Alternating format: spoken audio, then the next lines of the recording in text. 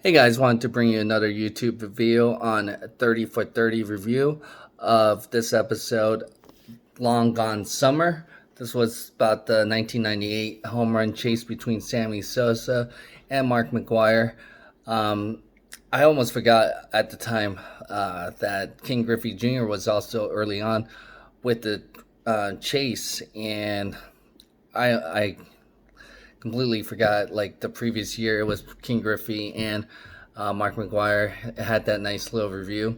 But then the dark horse Sammy Sosa later on in the year was between him and Mark McGwire trying to break Roger Maris' record and of the home run 61. So I thought reliving that, especially I was about 15 at the time. I remember watching that and following baseball again because especially I remember '94 being about 11 at the time would have been not really understanding the business side. Why wasn't there baseball? Especially at the time, I loved playing baseball at the time. So especially having a son now, I thought with having a son, especially the pay for baseball players, you would think that's a better route for a kid. It's less risky than football. Definitely would love my son to play basketball, but in terms of money and the amount, if you're a pitcher, pitch every other day, you can make that type of crazy money. What makes sense, but especially with it's a nice comparison, especially with this 30 for 30 drop in with everything going on with the coronavirus, of how the owners and players union came and make an agreement on how to play out the season. And so you're almost looking like a lockout, another lockout season or lost season, when, to be honest, if baseball came back first and they actually had a head start too, they knew that this potentially could happen. That, hey, we could try to get a season going before basketball or hockey normally around that time. It's pretty popular with playoffs. So everybody would have been clamoring for baseball to get things going and watching. But now you're struggling where you might be the last one not even having a season.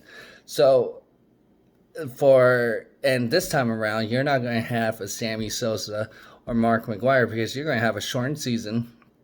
You're probably going to definitely lose even more um, fans, because I would say I'm more of a casual fan. I usually watch in October playoff baseball because the season's way too long. Unless you have a storyline like this where you have a home run chase, then you're probably going to have more people paying attention to it, especially the record. Um, so at the time, it was very interesting to follow along, and especially I would say most of the fans that left from 1994 that had bitter taste from the strike came back because of Sammy Sosa and Mark McGwire. And at one point, like I said, it was a three-head race, and I think most people at the time would have wanted King Griffey Jr. Um, to have breaking the record, but with the race, and it was very cordial. It worked out because I would say they were Sammy Sosa and Mark McGwire was like the yin and the yang. Mark McGwire's more quiet, reserve, and then Sammy Sosa had more charisma and everything that Mark McGwire didn't have. So it really had a nice balance between the two. You had St. Louis and Chicago that are bitter rivalries too. So it was very entertaining, especially even though it came from the Midwest. The rest of the country was following along at the time for the home run race. I mean, even at one point, you could see that it was like almost the United Nations. All media was coming all over the world for this home run race.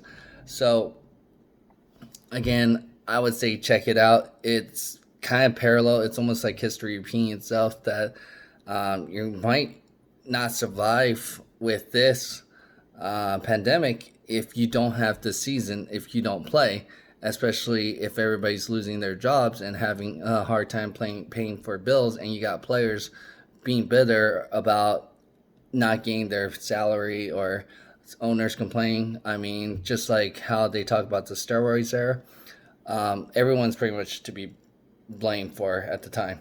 Owners was looking at their pocket of their profits.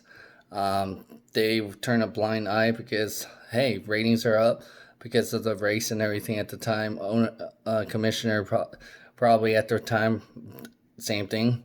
Uh, that saw that business was coming back. Things are picking up, and then players. I mean, everyone was doing it because you're keeping up, trying to keep your job. You're probably thinking, well, I'm not doing anything illegal because it's not being enforced. So that's where they might be thinking, well, it wasn't being enforced. There's nothing illegal at the time. There was nothing set in stone.